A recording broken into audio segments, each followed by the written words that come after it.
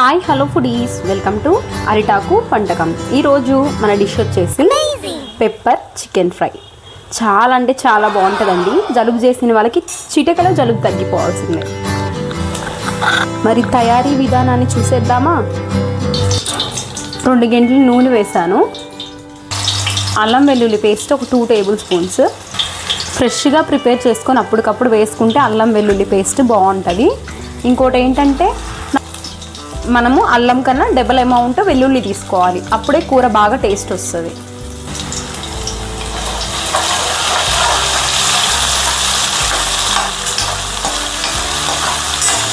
బాగా ఎర్రగా అయ్యే వరకు వేపుకోవాలి.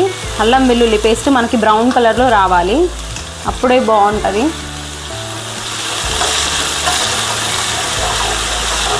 లేకపోతే పచ్చి వాసన వస్తుంది.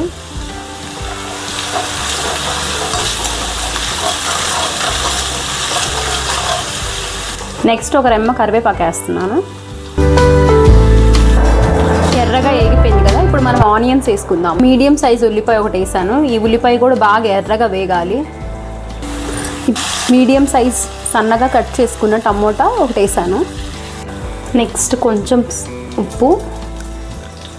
నెక్స్ట్ చికెన్ వేస్తున్నాను. ఈ చికెన్ నేను పసుపు ఉప్పు వేసి బాగా వాటర్ ముక్క మునిగేదాకా పోసి బాయిల్ చేశానండి.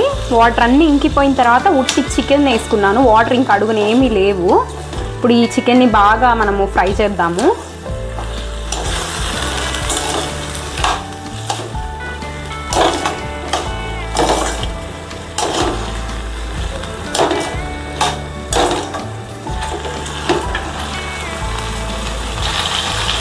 నెక్స్ట్ కొంచెం పసుపు వేయాలి. చిటికెడు పసుపు అనుకోండి సపోజ్. ఇప్పుడు వచ్చిందండి మన అసలైన ఇంగ్రీడియంట్, చూసారా? Pepper powder. ఇదేంటంటే మనకి జలుబుకు బాగా పనిచేస్తుందండి. నేను ఇది 1 టేబుల్ స్పూన్ దాకా వేసేస్తాను. నెక్స్ట్ కారము ఒక 1/2 టేబుల్ స్పూన్ వేస్తున్నాను. నెక్స్ట్ ధనియా పొడి 1 టేబుల్ స్పూన్. నెక్స్ట్ కొత్తిమీర వేస్తున్నాను. సన్నగా చాప్ చేసుకోవాలి. ఇంతేనండి, ఈజీగా అయిపోయింది.